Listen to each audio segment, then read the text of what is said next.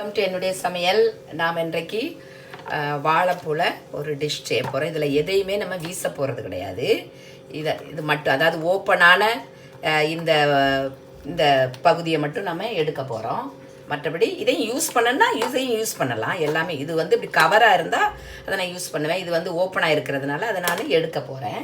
இந்த மாதிரி இப்போ இதை எடுத்துட்டு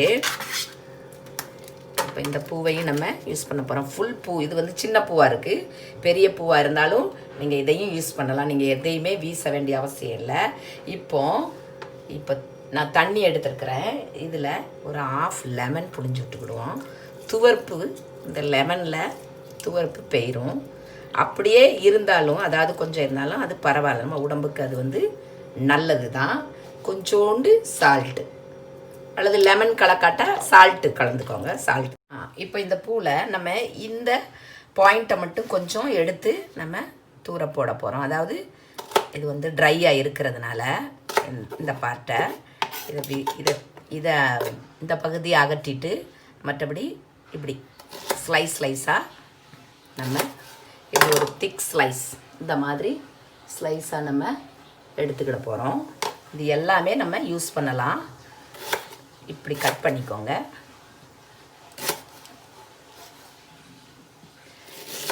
ஓப்பனான பூவை மட்டும் எடுத்துகிட்டு இந்த மாதிரி நீங்கள் ஸ்லைஸ் பண்ணி எடுத்துக்கிடலாம்.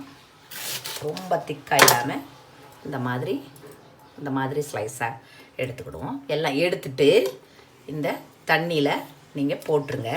அதாவது கருப்பாக விடாமல் துவர்ப்பும் ஓரளவு பெயரும். இப்படி தண்ணியில் போட்டு வச்சுக்கோங்க. இந்த மாதிரி பூவில் இந்த நரம்பையும் இதையும் எடுத்துட்டு இந்த மாதிரி இருக்கும் பிளாஸ்டிக் மாதிரி இந்த மாதிரி நரம்பையும் எடுத்துட்டு நீங்கள் அதே தண்ணியில் போட்டு வச்சுக்கோங்க. இப்போ ஒரு 5 to 10 minutes வச்சுருப்பேன். 5 நிமிஷம் வச்சா கூட போதும், ஒன்றும் பிரச்சனை இல்லை. இப்போ இதை என்ன பண்ணுவோம், நம்ம வடிகட்டி எடுத்துக்கிடுவோம். இது திருப்பியும் லைட்டாக கருப்பாகும். ஆகையினால நான் கொஞ்சோண்டு லெமன் போடாட்டாலும் பரவாயில்ல, கருப்பானாலும் பரவாயில்ல, நம்ம யூஸ் பண்ணிக்கிடலாம். இப்போ இதுக்கு நம்ம பேட்டர் ரெடி பண்ணுவோம். ஒரு 2 டேபிள் ஸ்பூன் நான் கார்ன்ஃப்ளவர் சேர்த்துருக்கிறேன். மக்காச்சோளம் மாவு 1 டேபிள் ஸ்பூன் மைதா சேர்த்துக்கோங்க. அரிசி மாவு 1 டேபிள் ஸ்பூன் சேர்த்துக்கோங்க. இந்த மாதிரி தேவையான அளவு உப்பு, மஞ்சள் தூள்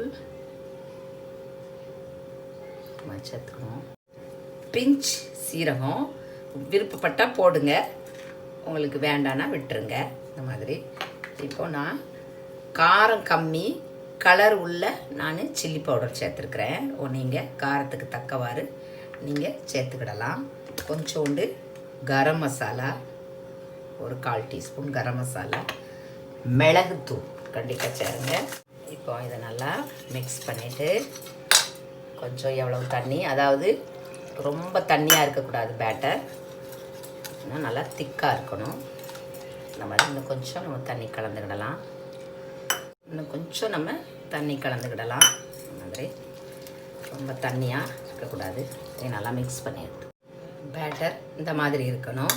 இப்போ இதில் லெமன் கலக்கலை அப்படின்னா நீங்கள் இந்த பேட்டரில் கொஞ்சோண்டு லெமன் கலந்துக்கிடலாம். துவர்ப்பு டோட்டலாக போயிடும். துவர்ப்பு கொஞ்சம் இருந்தாலும் நமக்கு நல்லது தான். இந்த மாதிரி இப்போ இதை இந்த மாதிரி நீங்கள் உடச்சி விட்டு இந்த மாதிரி ரிங் மாதிரி நீங்கள் எடுத்துக்கோங்க. இந்த மாதிரி நீங்கள் அப்படி இல்லை இப்படி போடணும் அப்படின்னா கூட நீங்கள் போட்டுக்கிடலாம். பட் இந்த ரிங் மாதிரி நீங்கள் போடும்போது அது என்ன ஆகும், நல்லா கோட்டாகும். அந்த மாதிரி இப்போ இந்த மாதிரி உடச்சி விட்டு போட்டுக்கிடுவோம். பூவில் உள்ள எதையுமே எந்த பார்ட்டையும் நீங்கள் வீச வேண்டாம், அந்த நரம்பை தவிர.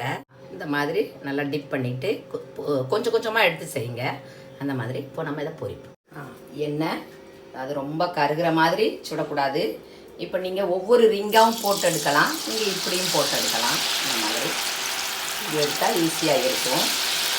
இது நல்லா இருக்கும், டேஸ்ட்டாக இருக்கும். இந்த மாதிரி நீங்கள் செய்து பாருங்கள். இப்போ நம்ம இது பொரிக்கிறோம்.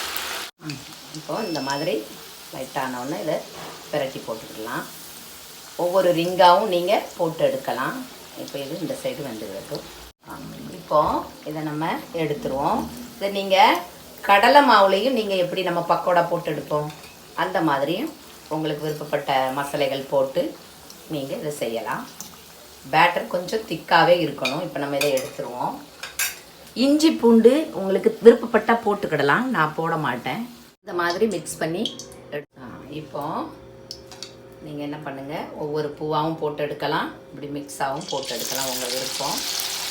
இந்த மாதிரி இது வந்து என்ன குழந்தைங்கள் சாப்பிட்டுக்கிடும். நீங்கள் வெறும் மைதாவில் கூட நீங்கள் போட்டுடலாம், கடலை மாவு மைதா அந்த மாதிரி. இது கார்ன்ஃப்ளவர் அரிசி மாவு சேர்க்குறதுனால நல்லா கிறிஸ்பாக இருக்கும். இந்த மாதிரி சாதத்தோடையும் குழந்தைங்க நல்லா சாப்பிடும். இந்த மாதிரி நல்லா கிறிஸ்பான உடனே நீங்கள் எடுத்துருங்க. எவ்வளோ அழகாக இருக்குது. இந்த மாதிரி வேஸ்ட் பண்ணாமல் எல்லா பூவையுமே நீங்கள் இப்போ ரெடி ஆகிட்டு எண்ணெயெல்லாம் குடிக்காது பாருங்கள். இந்த மாதிரி நல்ல டேஸ்ட்டாக இருக்கும், குழந்தைங்க நல்லா விரும்பி சாப்பிடுவாங்க. இனிமேல் எதையுமே தூர போடாதீங்க. இது பாருங்கள் நல்லா நெத்திலி மீன் மாதிரி இருக்குது பாருங்கள், இது ரொம்ப டேஸ்ட்டாக இருக்கும். இன்னொன்று இந்த மாதிரி நீங்கள் அந்த வாழைப்பூவை ரிங் பண்ணும்போது இந்த சென்டரில் இருக்க பார்ட்டை நீங்கள் பொரியலுக்கு எடுத்துக்கிடலாம். எடுத்துட்டு நீங்கள் ரிங்கை மட்டும் நீங்கள் யூஸ் பண்ணலாம். இது வரைக்கும் பார்த்ததுக்கு ரொம்ப ரொம்ப நன்றி. ப்ளீஸ் சப்ஸ்கிரைப் பண்ணுங்கள். தேங்க்யூ ஸோ மச் ஃபார் வாட்சிங். தேங்க்யூ.